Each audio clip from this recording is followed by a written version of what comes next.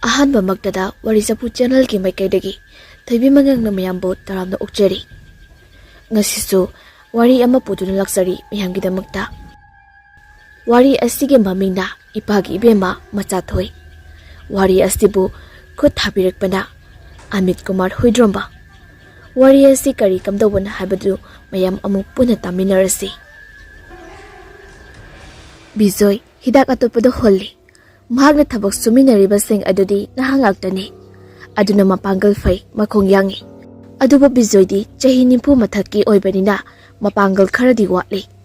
Mafam aduday khara zathoaga leiba urum langba jaga amadana MACHATHOI bizoygi amata ngairaba thawai phamduna sanari.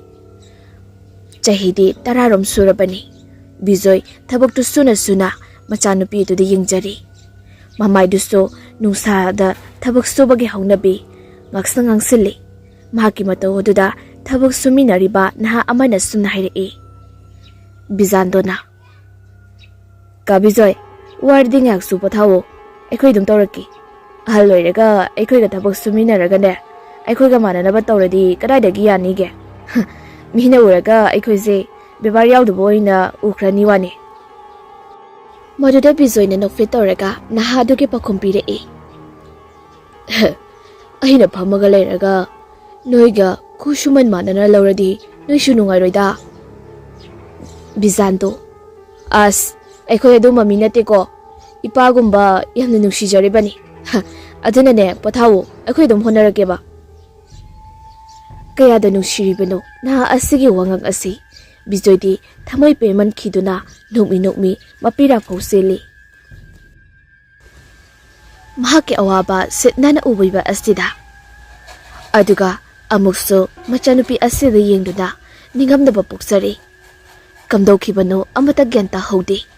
Gyan tarakpa matamda machanupiga mahaka khaktamak ngairamle. Taibangpal asida mahaki nupi dusto khanghaudara akanba anaba amadagi laikidri. Mama mapa animakso kumlaina naduna sikrabani.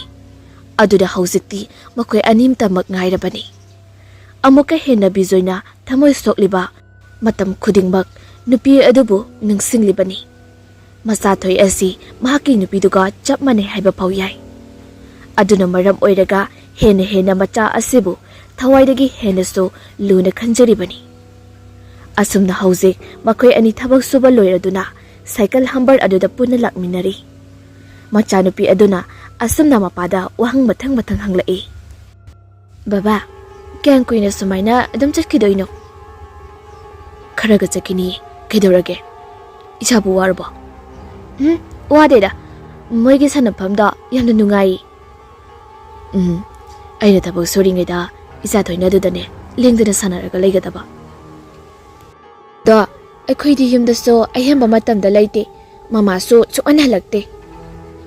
Mama do haladabani. Aeroplane tongba yadabadagi laktrini. Ado yumda su khaga leiseba aisu tumningakpaga yaoiba papa.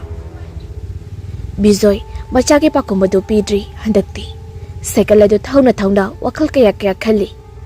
Ayuki matam khakni yumda leiriba asi.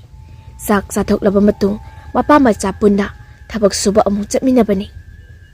Karamnadi pitliba macha asi mayumda thanamgani. Lairik tambasu yaraba machanupini. Adubu tamhanbadri ngamdri. Nongmagi sara talibani. Adubu handakti upai ama tawduna namdana macha asi lairik tamhangi khalibani. Haina yumadusu yaurakli. Piklaba sangaini bizoygi sangai asi. Makoy ani tabakni leiba asi. Aduna maram oiraga isiksi. Adugi sumathakta imthangnaribasing asisu mi thaktai. Masa-masagi thabak satnakibana. Haujik yachanglapagi matam oibanina bizoy saktu thongnaba simsari. Mazado mahaki manakta famduna leiri. Ngihak leibadagi machado uirakpana maram oiraga phamungda pusindana sumbikri. Aduga bizoy saktu thongli. Ngihak leiraga ikhangkhangudana MACHATHOI adu kana hauna kablakpada bizoy khangprek khangna chakumdagi phuk haugatuna phamung tamna sinsilai. Macha adubu pangkhatuna masa adu noibiraga kaidorage haiduna hangbiri. Adubu masa adudi sor singkatuna kappa leptri. Bijoy kapado themnaba macha aduda kidanaba wari libiri. Amuse hek sakhomdagi kukar adu kamlakpada macha adu nahong saduna porsilaga sakhomda amuk changi. Thamoi kaiba matongni nupa mana mama amadagi hena chawba thodang aba lawraklibasi. Adubu mahakna tumliba ka asigi khuyada leiriba kachil amamba aduda langtruk langba mamit anikak pangthorei. Aduga tapna amamba kachil adudagi haugalai. Mushin muraga wangrang wangi. Chakomda bijoyna machanupibu kappa themna chak tu thongli. Aduga amuba asisu ka adudagi tholak thongzinda bijoyna poriba angang adu septhaduni yenglai. Maduda bijoysu mi ama sanglakpa mali haibagi sahum phangbadagi phat onthoktuna yenglubadadi kanasu udi. Bijoy hairapsu singnaba phawi. Adubu mayumni imungda kiba haunade haiduna amuk masadu themna chak adu kanna lusili. Amuk tumthakrabadi chak chahauraroi haiduna tumdanaba maongsu tawraga sak adu thiduna punna saminari. Tumamdagi matam asisu machanupi asibu wari liduna sumduna tumhankri.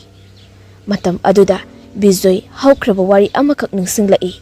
Matamdo machathoina tha ama pharakpa matamni. Bijoy ningaidana tumlibi macha adubu munna yengduna leiri.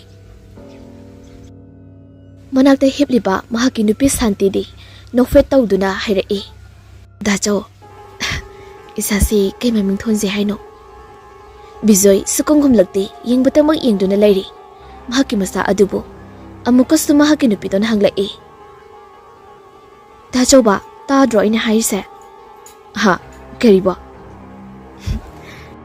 Ichanupisi kay kausi haino ba mamingdo. As kangdira. Nalay phaje khanba ama adum tholaga lori kaino.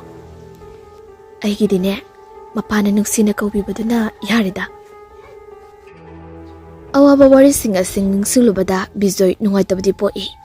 Adubu karibu kanarugani haiduna mamit adu chejet oisinduna tumthaba themkri. Aduga somdara samang aduda wangrang wangba amuba ama leptuna mayum aduda yengli. Aduga tapna mangol aduda kakhalai. Mangol adu hek yawbagadi amubadu swai launa mangkri. Aduga thongadu phawduraktuna imungda sangkri.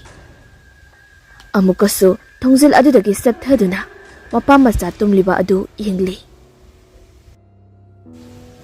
Madugi sawumdu handaksu bijoyna phangbadagi mamit adu fat pangthoraktuna onthoraklaga yengi.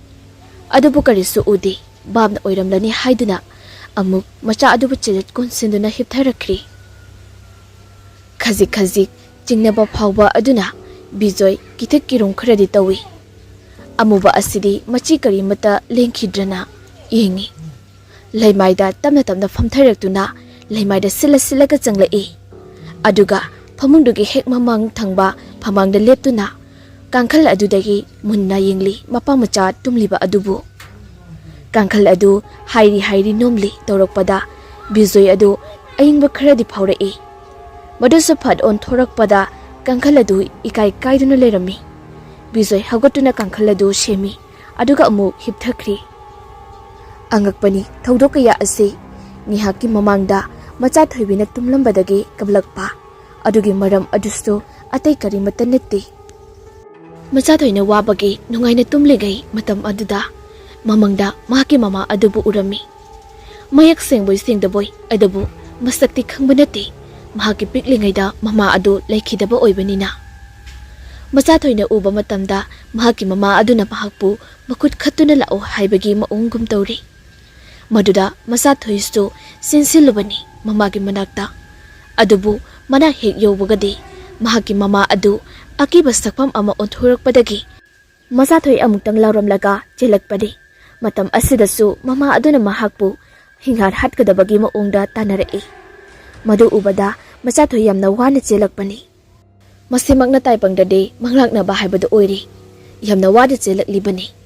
Adugi hek tungda akiba phanglaba mamagi saktam asina tanaraktuna makutu sangdoktuna machathoida khotki tawi. Adubu phangbade supang phangdri. ꯐꯪꯒꯦ ꯇꯧꯔꯛꯄ ꯃꯇꯝꯗ ꯃꯆꯥꯊꯣꯏꯅ ꯍꯦꯟꯅ ꯀꯤꯔꯗꯨꯅ ꯃꯄꯥꯕꯨꯡꯕꯨ ꯀꯧꯗꯨꯅ ꯆꯦꯜꯂꯤ꯫ ꯑꯗꯨꯕꯨ ꯈꯨꯖꯤꯜ ꯑꯗꯨꯅ ꯈꯣꯠꯄꯩ ꯄꯥꯏꯁꯤꯜꯂꯛꯄꯗ ꯃꯆꯥꯊꯣꯏ ꯃꯤꯀꯞ ꯈꯪꯇꯣꯛ ꯊꯣꯛꯂꯛꯏ꯫ ꯃꯍꯥꯛꯅ ꯃꯤꯀꯞ ꯊꯣꯔꯛꯄꯗꯗꯤ ꯃꯆꯝꯃꯅ ꯏꯐꯥ ꯐꯥꯔꯕ ꯃꯨꯁꯤꯟ ꯃꯨꯕ ꯑꯃ ꯃꯍꯥꯛꯀꯤ ꯍꯦꯛ ꯃꯃꯥꯡꯊꯛꯇ ꯄꯥꯏꯗꯨꯅ ꯂꯩꯔꯝꯕ ꯑꯗꯨꯗ ꯃꯆꯥꯊꯣꯏ ꯃꯃꯤꯠꯇꯨ ꯎꯏꯁꯤꯟꯗꯨꯅ ꯀꯟꯅ ꯂꯥꯎꯔꯛꯄꯅꯤ꯫ ꯃꯗꯨꯗ ꯕꯤꯖꯣꯏ ꯆꯦꯟꯁꯤꯜꯂꯛꯇꯨꯅ ꯃꯆꯥꯅꯨꯄꯤꯕꯨ ꯄꯥꯡꯈꯠꯇꯨꯅ ꯊꯦꯝꯕꯅꯤ꯫ ꯃꯇꯥꯡ ꯑꯁꯤꯗꯗꯤ ꯑꯃꯨꯕ ꯑꯗꯨ ꯀꯥꯆꯤꯜ ꯑꯃꯗ ꯄꯥꯏꯁꯤꯟꯗꯨꯅ ꯃꯥꯡꯈꯤ꯫ ꯃꯁꯤꯃꯛꯅꯤ ꯊꯣꯛꯈꯤꯕ ꯑꯗꯨ꯫ ꯑꯗꯨꯕꯨ ꯑꯉꯥꯡ ꯃꯆꯥ ꯑꯣꯏꯕꯅꯤꯅ ꯑꯃꯨꯛꯁꯨ ꯍꯦꯛ ꯋꯥꯈꯜ ꯑꯣꯏ ꯀꯔꯤ ꯑꯣꯏ ꯀꯥꯎꯈꯤꯗꯨꯅ ꯍꯧꯖꯤꯛꯇꯤ ꯅꯤꯡꯉꯥꯏꯗꯅ ꯇꯨꯝꯂꯤꯕꯅꯤ꯫ ꯉꯁꯤꯁꯨ ꯕꯤꯖꯣꯏ ꯃꯆꯥꯅꯨꯄꯤ ꯑꯗꯨ ꯄꯨꯗꯨꯅ ꯁꯥꯏꯀꯜ ꯑꯗꯨꯗ ꯊꯕꯛ ꯁꯨꯕ ꯂꯥꯛꯂꯤ꯫ ꯁꯨꯐꯝ ꯍꯦꯛ ꯌꯧꯕꯒ ꯁꯨꯃꯤꯟꯅꯔꯤꯕ ꯅꯍꯥꯁꯤꯡ ꯑꯗꯨꯁꯨ ꯁꯨꯕ ꯍꯧꯔꯝꯂꯤ꯫ ꯕꯤꯖꯥꯟꯗꯣ ꯃꯕꯨꯡ ꯃꯄꯥꯎ ꯌꯥꯝꯅ ꯐꯕ ꯑꯉꯥꯡ ꯑꯃꯅꯤ꯫ ꯊꯕꯛ ꯁꯨꯔꯤꯕ ꯑꯗꯨ ꯊꯥꯗꯣꯛꯂꯝꯂꯒ ꯎꯐꯨꯜ ꯋꯥꯐꯨꯟ ꯄꯥꯏꯔꯨꯕꯒꯤ ꯃꯈꯨꯠ ꯃꯁꯥꯗꯨ ꯇꯩꯊꯣꯛꯇꯨꯅ ꯆꯦꯟꯁꯤꯜꯂꯛꯏ꯫ ꯑꯗꯨꯒ ꯃꯆꯥꯊꯣꯏꯕꯤꯕꯨ ꯁꯥꯏꯀꯜꯗꯒꯤ ꯂꯧꯊꯕ ꯅꯪꯗꯅ ꯄꯝꯃꯤ ꯑꯗꯨꯒ ꯑꯁꯨꯝꯅ ꯍꯥꯏꯔꯛꯏ꯫ "ꯏꯆꯥꯅꯨꯄꯤꯁꯦ ꯑꯩꯈꯣꯏꯗ ꯊꯝꯃꯒꯅꯦ ꯑꯩꯅ ꯑꯣꯏꯅ ꯁꯦꯝꯂꯁꯤꯔꯥ ꯈꯪꯗꯦꯗ꯫ ꯍꯥ ꯀꯥꯕꯤꯖꯣꯏ ꯀꯩ ꯍꯥꯏꯒꯦ?" ꯑꯁꯨꯝꯅ ꯐꯥꯒꯤ ꯇꯧꯔꯛꯏ꯫ ꯃꯍꯥꯛꯀꯤ ꯐꯥꯒꯤ ꯑꯗꯨꯗ ꯕꯤꯖꯣꯏꯁꯨ ꯅꯣꯛꯆꯔꯤ꯫ "ꯑꯁꯨꯛ ꯅꯨꯡꯁꯤꯈ꯭ꯔꯕ ꯏꯆꯜꯁꯦ ꯍꯧꯖꯤꯛ ꯐꯥꯎꯕ ꯃꯄꯥꯁꯤꯅ ꯂꯥꯏꯔꯤꯛꯀ ꯇꯝꯍꯟꯕꯤꯗꯦ ꯋꯥꯅꯤ꯫ ꯉꯝꯗ꯭ꯔꯒꯅ ꯑꯩꯅ ꯇꯝꯍꯟꯅꯤꯗꯅ꯫ ꯑꯩꯗꯤ ꯏꯆꯜꯁꯨ ꯂꯩꯖꯗꯦ, ꯑꯗꯨꯅ ꯏꯆꯜ ꯑꯃꯗꯪ ꯄꯥꯝꯃꯤꯕꯅꯤ." ꯃꯍꯥꯛꯀꯤ ꯃꯤꯅꯨꯡꯁꯤ ꯆꯥꯎꯕ ꯑꯁꯤꯗ ꯕꯤꯖꯣꯏꯗꯤ ꯄꯦꯟꯖꯔꯤ꯫ ꯑꯗꯨꯕꯨ ꯊꯕꯛ ꯁꯨꯃꯤꯟꯅꯕ ꯌꯥꯎꯕ ꯈꯔꯅꯗꯤ ꯇꯥꯅꯤꯡꯗꯕꯅ ꯅꯥꯔꯦ ꯍꯥꯏꯗꯨꯅꯤ꯫ ꯕꯤꯖꯣꯏ ꯃꯄꯤ ꯍꯣꯡꯗ꯭ꯔꯤꯉꯩ ꯈꯕꯔ ꯂꯩꯔꯝꯕ ꯑꯗꯨꯗ ꯈꯕꯔ ꯑꯗꯨ ꯍꯥꯟꯅ ꯇꯥꯞ ꯄꯥꯏꯔꯗꯨꯅ ꯆꯥꯎꯔꯥꯛꯄ ꯍꯦꯗꯂꯥꯏꯟꯁꯤꯡ ꯑꯗꯨꯗ ꯃꯔꯣꯜ ꯑꯃ ꯄꯥꯏ꯫ ꯉꯥꯏꯍꯥꯛ ꯑꯁꯨꯝꯅ ꯄꯥꯔꯝꯕꯗꯒꯤ ꯈꯕꯔꯒꯤ ꯂꯩꯃꯥꯏ ꯑꯃꯗ ꯃꯨꯟꯅ ꯌꯦꯡꯗꯨꯅ ꯂꯩꯈ꯭ꯔꯤ꯫ ꯃꯗꯨꯗ ꯕꯤꯖꯥꯟꯗꯣꯅ ꯍꯪꯂꯛꯏ꯫ "ꯀꯩꯗꯧꯔꯒꯦ ꯀꯥ ꯕꯤꯖꯣꯏ? ꯀꯩ ꯑꯃꯨꯛ ꯌꯥꯎꯔꯒꯦꯕ? ꯄꯥꯔꯛꯎꯅꯦ ꯑꯩꯈꯣꯏꯁꯨ ꯈꯔ ꯇꯥꯒꯦ ꯀꯩꯅꯣ, ꯅꯨꯡꯉꯥꯏꯕ ꯑꯣꯏꯔꯗꯤ." "ꯄꯥꯎ ꯅꯨꯡꯉꯥꯏꯕ ꯅꯠꯇꯦꯗ." ꯑꯁꯤ ꯍꯥꯏꯗꯨꯅ ꯈꯕꯔ ꯑꯗꯨ ꯊꯝꯃꯤ꯫ ꯑꯗꯨꯒ ꯊꯕꯛ ꯁꯨꯕ ꯆꯪꯉꯛꯏ꯫ ꯕꯤꯖꯥꯟꯗꯣꯗ "ꯑꯗꯣ ꯀꯩ ꯃꯇꯥꯡꯅꯣ? ꯌꯥꯝ ꯁꯦꯔꯤꯌꯁ ꯑꯣꯏꯅ ꯄꯥꯕ ꯃꯥꯜꯂꯤ." "ꯀꯩꯁꯨ ꯅꯠꯇꯦꯗ, ꯊꯕꯛ ꯀꯧꯕ꯭ꯔꯥ ꯌꯦꯡꯉꯝꯕꯅꯤ." "ꯌꯥꯎꯍꯧꯗ꯭ꯔꯕꯣ?" "ꯌꯥꯎꯔꯝꯒꯅꯤꯗ, ꯅꯨꯡꯇꯤꯒꯤꯗꯤ ꯌꯥꯎꯕꯅꯤ ꯊꯕꯛ ꯀꯧꯕꯩꯗꯤ." "ꯑꯗꯣ ꯀꯥ ꯕꯤꯖꯣꯏꯕꯨ ꯀꯩꯅꯣ ꯍꯧꯖꯤꯛꯄꯨ ꯆꯍꯤ ꯗꯃꯥꯗꯝ ꯍꯦꯜꯂꯝꯃꯅꯤ, ꯀꯩ ꯊꯕꯛꯅꯣ ꯇꯧꯅꯤꯡꯉꯤꯕꯣ?" ꯕꯤꯖꯣꯏ ꯉꯥꯏꯍꯥꯛ ꯇꯨꯃꯤꯟꯅ ꯂꯩ꯫ ꯑꯗꯨꯒ ꯇꯞꯅ ꯍꯥꯏꯔꯛꯏ꯫ "ꯌꯨꯝ ꯁꯪꯕꯤꯅꯕ ꯃꯤ ꯑꯃ ꯄꯥꯝꯃꯤꯅ ꯑꯃ ꯌꯥꯎꯍꯧꯕꯗꯨꯗ ꯁꯨꯝ ꯈꯜꯂꯝꯃꯤꯅꯤ." "ꯍꯥ ꯀꯗꯥꯏꯗ? ꯀꯃꯥꯏꯅ ꯇꯧꯕꯅꯣ ꯍꯥꯏꯁꯦ?" "ꯃꯐꯝꯕꯨꯗꯤ ꯑꯅꯛꯄꯗꯅꯤ, ꯁꯤꯒꯤ ꯀꯥꯟꯆꯤꯄꯨꯔꯗꯅꯤꯗ." "ꯑꯗꯣ ꯀꯃꯥꯏꯅ ꯇꯧꯕꯖꯥꯠꯅꯣ?" "ꯗꯦꯜꯂꯤꯒꯤ ꯑꯣꯏꯅ ꯗꯦ ꯇꯥꯏꯝꯗ ꯌꯨꯝꯗꯨꯗ ꯂꯩꯕꯩ ꯋꯥ ꯈꯛꯅꯤꯗ, ꯑꯇꯩ ꯊꯕꯛ ꯊꯣꯏꯗꯣꯛꯄꯗꯤ ꯅꯠꯇꯦ." "ꯑꯗꯣ ꯍꯦꯜꯄꯔꯒꯨꯝꯕꯗꯤ ꯑꯗꯨꯝ ꯑꯣꯏꯒꯟꯗꯥꯏꯅꯦ ꯑꯗꯨꯕꯣ?" "ꯑꯗꯣ ꯄꯦ ꯁꯦꯂꯔꯤꯕꯨ ꯀꯌꯥꯗꯒꯤ ꯍꯧꯒꯦ ꯍꯥꯏꯒꯦ?" 8,000 ꯍꯧꯅꯤ ꯍꯥꯏ." "ꯍꯥ 8,000ꯕ? ꯑꯁ ꯀꯥ ꯕꯤꯖꯣꯏ ꯑꯗꯨ ꯑꯣꯏꯅ ꯇꯧꯒꯦꯒ ꯇꯧꯍꯧꯔꯣꯗ꯫ ꯑꯩꯅ ꯌꯥꯅꯕ ꯁꯤꯟꯕꯤꯒꯦ, ꯄꯥꯎꯗꯣ ꯑꯩꯒ ꯐꯥꯎꯅꯕꯤꯒꯦꯕ꯫ ꯅꯪꯅ ꯁꯤꯗ ꯁꯨꯝ ꯑꯩꯈꯣꯏꯒ ꯊꯕꯛ ꯁꯨꯃꯤꯟꯅ ꯂꯩꯔꯗꯤ ꯅꯁꯥꯁꯨ ꯂꯣꯏꯔꯅꯤ, ꯅꯁꯥꯁꯨ ꯁꯦꯝꯕ ꯉꯝꯃꯔꯣꯏꯕ꯫ ꯑꯗꯨꯅꯅꯦ ꯅꯨꯡꯉꯥꯏꯅ ꯂꯩꯍꯧꯔꯣ, ꯋꯥꯁꯨ ꯋꯥꯗꯕꯤꯗ." "ꯈꯜꯂꯤꯕꯅꯤꯅꯦ ꯑꯩꯁꯨ." "ꯈꯜꯂꯨꯔꯅꯨꯗ, ꯑꯗꯨ ꯅꯪꯒꯤ ꯕꯦꯁ ꯆꯣꯏꯁ ꯑꯣꯏꯗꯣꯏꯅꯤ꯫ ꯀꯅꯥꯅ ꯈꯪꯄꯣꯠꯅꯣ, ꯀꯔꯣꯔꯄꯇꯤ ꯑꯣꯏꯔꯝꯃꯒꯗꯤ ꯑꯗꯨꯅ ꯅꯞꯁꯤꯟꯕ ꯍꯩꯔꯗꯤꯅꯦ ꯅꯪꯒꯤ ꯈꯨꯗꯣꯡꯆꯥꯕ ꯐꯪꯕꯁꯨ ꯌꯥꯏ ꯀꯩꯅꯣ." "ꯍꯦꯔꯥ ꯑꯗꯨꯒꯤꯗꯤ ꯑꯩ ꯈꯪꯗꯦꯗ." "ꯑꯗꯨ ꯈꯪꯗꯕ ꯌꯥꯗꯕꯅꯦ, ꯅꯁꯥꯒꯤ ꯈꯜꯂꯨ, ꯏꯆꯟꯒꯤꯁꯤ ꯈꯜꯂꯨ ꯀꯩꯅꯣ." "ꯀꯥ ꯕꯤꯖꯣꯏ ꯍꯧꯖꯤꯛ ꯏꯀꯥꯏꯕ ꯀꯌꯥ ꯊꯥꯗꯣꯛꯑꯗꯕꯅꯤ, ꯃꯤꯒꯤ ꯃꯌꯨꯝꯗ ꯂꯩꯌꯦꯅ." "ꯑꯗꯣ ꯀꯥ ꯕꯤꯖꯣꯏ ꯑꯩꯅ ꯍꯥꯏꯁꯦ ꯂꯥꯟꯅꯗꯤ ꯂꯧꯅꯨꯀꯣ." ꯕꯤꯖꯣꯏ ꯕꯤꯖꯥꯟꯗꯣꯒꯤ ꯋꯥꯐꯝ ꯑꯁꯤꯗ ꯒ꯭ꯌꯥꯟ ꯇꯥꯏ, ꯀꯛꯄ ꯌꯥꯕ ꯑꯃꯠꯇ ꯌꯥꯎꯗꯦ꯫ ꯑꯗꯨꯅ ꯃꯍꯥꯛꯁꯨ ꯇꯞꯅ ꯇꯞꯅ ꯊꯕꯛ ꯑꯗꯨ ꯇꯧꯍꯧꯔꯒꯦ ꯈꯟꯕ ꯍꯧꯔꯛꯏ꯫ ꯑꯗꯨꯅ ꯃꯔꯝ ꯑꯣꯏꯔꯒ ꯄꯥꯎ ꯐꯥꯎꯅꯗꯨꯅ ꯃꯌꯨꯝ ꯑꯗꯨ ꯁꯪꯅꯕꯗ ꯌꯥꯅꯔꯤ꯫ ꯉꯁꯤꯗꯤ ꯑꯍꯥꯟꯕ ꯑꯣꯏꯅ ꯌꯨꯝ ꯑꯗꯨ ꯁꯪꯕ ꯆꯠꯄ ꯅꯨꯃꯤꯠ ꯑꯣꯏꯔꯤ꯫ ꯑꯗꯨꯅ ꯃꯔꯝ ꯑꯣꯏꯔꯒ ꯃꯆꯥ ꯑꯗꯨꯕꯨ ꯃꯥꯅ ꯂꯣꯏꯁꯤꯟꯕꯤꯗꯨꯅ ꯑꯌꯨꯛ ꯑꯉꯟꯕ ꯑꯁꯤꯗ ꯃꯍꯥꯛꯀꯤ ꯌꯨꯝꯗꯒꯤ ꯊꯣꯛꯂꯛꯏ꯫ ꯁꯨꯃꯥꯡꯗ ꯂꯦꯞꯇꯨꯅ ꯌꯨꯝ ꯑꯗꯨꯗ ꯌꯦꯡꯉꯤ, ꯑꯗꯨꯒ ꯋꯥꯈꯜ ꯈꯜꯂꯤ꯫ "ꯕꯕꯥ, ꯏꯃꯥ, ꯑꯩꯒꯤꯁꯨ ꯃꯠꯇꯦ꯫ ꯑꯩ ꯉꯁꯤꯗꯤ ꯏꯁꯥꯁꯤꯒꯤꯗꯃꯛ ꯈꯜꯂꯒ ꯌꯨꯝ ꯑꯁꯤꯒꯤ ꯃꯈꯥꯗ ꯀꯌꯥ ꯂꯩꯕ ꯐꯪꯉꯣꯏꯗꯧꯔꯤ꯫ ꯑꯩꯍꯥꯛꯄꯨ ꯃꯇꯝ ꯄꯨꯝꯕꯗ ꯁꯦꯟꯅꯕꯤꯌꯨꯗꯨꯅ ꯑꯋꯥ ꯑꯅꯥꯗꯒꯤ ꯀꯟꯕꯤꯌꯨꯀꯣ." ꯑꯁꯤ ꯍꯥꯏꯗꯨꯅ ꯌꯨꯝꯗꯒꯤ ꯃꯃꯥꯏꯗꯨ ꯂꯩꯊꯣꯔꯛꯂꯤ ꯑꯗꯨꯕꯨ ꯃꯍꯥꯛꯅ ꯊꯣꯡ ꯄꯨꯅ ꯆꯦꯠꯅ ꯂꯣꯜꯂꯝꯕ ꯑꯗꯨ ꯇꯞꯅ ꯍꯥꯡꯇꯣꯔꯛꯏ ꯑꯗꯨꯒ ꯑꯃꯨꯕ ꯑꯃ ꯆꯦꯞꯊꯔꯛꯇꯨꯅ ꯌꯦꯡꯉꯛꯏ ꯃꯗꯨ ꯄꯨꯝꯕ ꯆꯠꯂꯤꯕ ꯃꯆꯥꯅꯨꯄꯤ ꯃꯆꯥꯊꯣꯏꯅ ꯎꯕꯗꯒꯤ ꯃꯄꯥꯗ ꯍꯪꯉꯛꯏ ꯄꯄꯥ ꯇꯨ ꯀꯅꯥꯅꯣ ꯑꯁꯤꯗꯩꯁꯤ ꯍꯥ ꯀꯅꯥꯕꯣ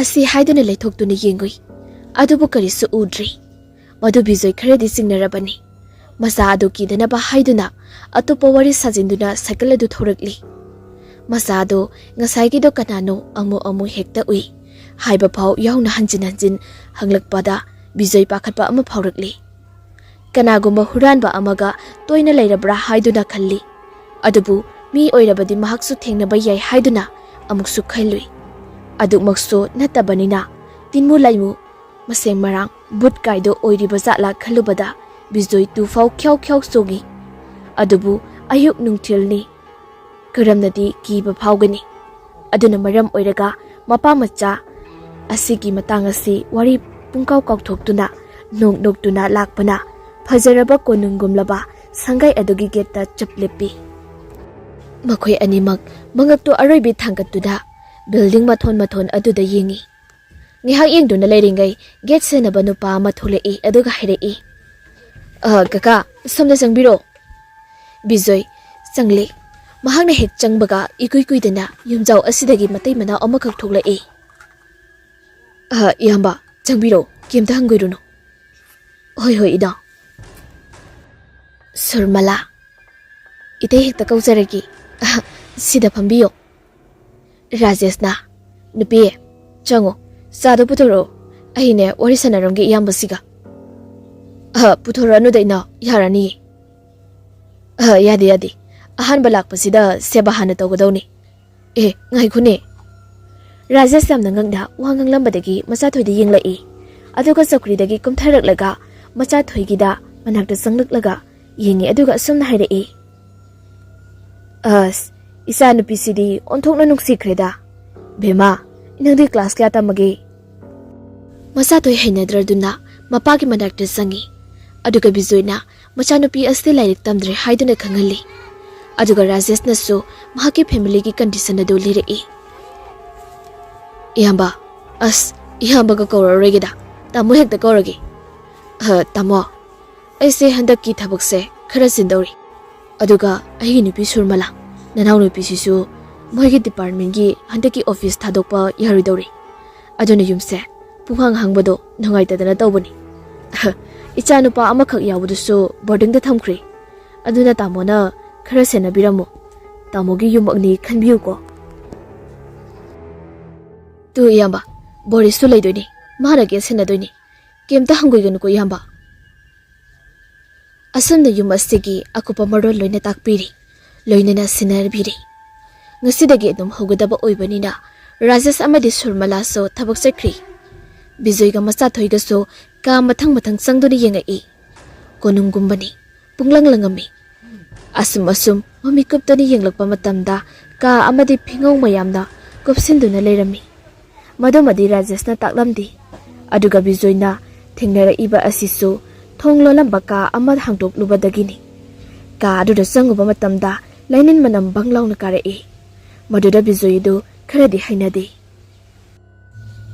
ꯃꯆꯥ ꯑꯗꯨꯁꯨ ꯑꯁꯨꯝꯅ ꯀꯣꯏꯅ ꯌꯦꯡꯂꯛꯄꯗ ꯀꯔꯤꯒꯨꯝꯕ ꯄꯣꯠꯁꯛ ꯑꯃꯗ ꯊꯦꯡꯉꯨꯔꯤ ꯃꯗꯨꯗ ꯄꯣꯠꯁꯛ ꯑꯗꯨꯗ ꯀꯨꯞꯂꯝꯕ ꯐꯤ ꯑꯗꯨ ꯃꯈꯥꯗ ꯇꯥꯔꯛꯏ ꯃꯗꯨꯗꯒꯤ ꯊꯣꯔꯛꯄ ꯎꯐꯨꯜ ꯃꯌꯥꯝ ꯑꯗꯨ ꯃꯆꯤꯟ ꯃꯦꯟꯗꯨꯅ ꯈꯥꯡꯉꯤ ꯃꯄꯥ ꯃꯆꯥ ꯀꯨꯞꯂꯤꯕ ꯄꯣꯠꯁꯛ ꯑꯗꯨ ꯑꯇꯩ ꯀꯔꯤꯃꯠꯇ ꯑꯣꯏꯔꯝꯗ꯭ꯔꯤ ꯐꯖꯔꯕ ꯅꯨꯄꯤ ꯃꯆꯥ ꯑꯃꯒꯤ ꯃꯨꯇ꯭ꯔꯤ ꯑꯣꯏꯔꯝꯃꯤ ꯉꯥꯏꯍꯥꯛ ꯃꯨꯟꯅ ꯌꯦꯡꯉꯤ ꯑꯗꯨꯒ ꯃꯆꯥꯊꯣꯏꯅ ꯑꯁꯨꯝꯅ ꯍꯥꯏꯔꯛꯏ ꯕꯕꯥ ꯀꯅꯥꯅꯣ ꯁꯤꯕꯣ ꯌꯥꯝꯅ ꯐꯖꯩꯌꯦ ꯏꯃꯥꯟꯅꯕꯤꯗꯨꯝ ꯑꯣꯏꯕ ꯌꯥꯅꯤꯌꯦ ꯈꯪꯗꯦꯗ ꯏꯆꯥꯊꯣꯏꯕꯤ ꯆꯨꯝꯅꯒꯤ ꯃꯨꯇ꯭ꯔꯤ ꯑꯣꯏꯔꯝꯒꯅꯤꯗ ꯑꯁꯨꯝꯅ ꯀꯥ ꯑꯁꯤꯗ ꯂꯩꯔꯤꯕ ꯐꯃꯨꯡ ꯇꯦꯕꯜ ꯆꯧꯀ꯭ꯔꯤ ꯄꯨꯝꯕ ꯐꯤ ꯑꯉꯧꯕꯅ ꯂꯣꯏꯅ ꯀꯨꯞꯁꯤꯟꯗꯨꯅ ꯊꯝꯃꯤ ꯕꯤꯖꯨꯁꯨ ꯍꯩꯅꯗ꯭ꯔꯗꯨꯅ ꯀꯥ ꯑꯁꯤꯗꯒꯤ ꯊꯣꯔꯛꯂꯤ ꯑꯗꯨꯕꯨ ꯂꯩꯍꯧꯔꯤꯕ ꯃꯨꯇ꯭ꯔꯤ ꯑꯁꯤꯅꯗꯤ ꯑꯍꯤꯡꯕ ꯑꯃꯒꯨꯝꯅ ꯃꯈꯣꯏ ꯑꯅꯤꯗ ꯃꯨꯟꯅ ꯌꯦꯡꯗꯨꯅ ꯂꯩꯍꯧꯏ ꯉꯁꯤꯗꯤ ꯑꯍꯥꯟꯕ ꯑꯣꯏꯕꯅꯤꯅ ꯌꯨꯝ ꯑꯁꯤꯒꯤ ꯃꯅꯨꯡꯗ ꯀꯣꯏꯆꯠ ꯆꯠꯇꯨꯅ ꯌꯦꯡꯕꯗ ꯃꯇꯝ ꯑꯗꯨꯝ ꯀꯣꯟꯅꯈ꯭ꯔꯤ ꯌꯥꯁꯪꯂꯛꯄ ꯃꯇꯝ ꯑꯣꯏꯔꯛꯄꯗꯒꯤ Rajesh amadi Surmalasu halai. Harau harau bijoisu mayum makai paglakli. Cycle adu thawna lakpada maikoi laikai di yoksilakli. Ngasai Rajesh na advance oina listing ama pirakpa aduna ngasidi machanupi asibu ahawba ama pizage haiduna hotel amada changi. Hotel asi lamlong ahung hek phangba da leiba hotel ni. Maung amani hotel phambi du khak thangmai macha ama thanduna leirami. Bijoi do pukning bu nungsiruri.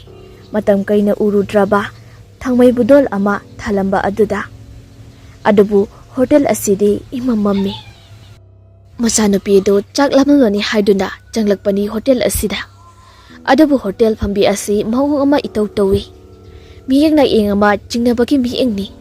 Wadi sungangangdi. Bijoida phalap akiba pokpa amagumna tawi. Bijoi su singnaraduna kaidaurage hangubada khangpre khangba makhai laurai. Bijoi wadi makha tadri. Kaino mani tauri haibasi khangli. Aduna tan chado prap chatho aga thorai. Thorakpa matamdadi pumamamli.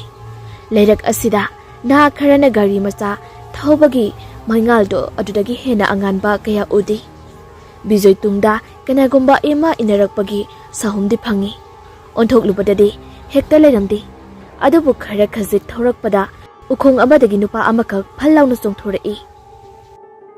Aduga mahagi cycle aduda khengeng yalai. Maduda tuge phau tawi. Onthorakpa matamdadi akiba sakpham amada loinana mangolda suktoktuna yengduna leirami. Maduda MACHATHOI kiraduna mamit adu makutuna khumzili. Bijoi sauningboy lakpoi nupa aduda phuge haina phau tawi. Adubu nupa adu mimanadraba angawba ama oiduna leirami. Tuminang hek yengduna lei. Angawba aduna machinda asamna hairei. Nangdi asibani asiba. Sidaugi question senarabani. Ha, nangdi asibani. Asamna yamna sauna makutu makukta khuruk kholaga wayasi hanjin haiduna mafamdugi chenkri. Bijoi angakpadi phawi. Adubu chingnabasu heli. Adubu amabu oiri mayumdadi yaurage haiduna mayum tamna lakli. Uchinna chin yumdi yauri. Adubu lolamba puna adudi hanglami. Bijoi machanupi adubu pamkhatuna imungda sanglai.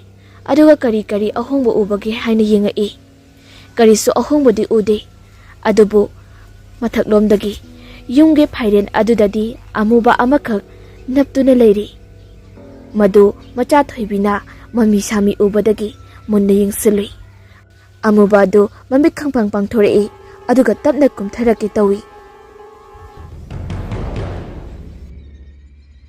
Ngasigidi matang asida loijari hayeng amo wari asigi makha amu pudun laksagi mayam pudna ngai minasi.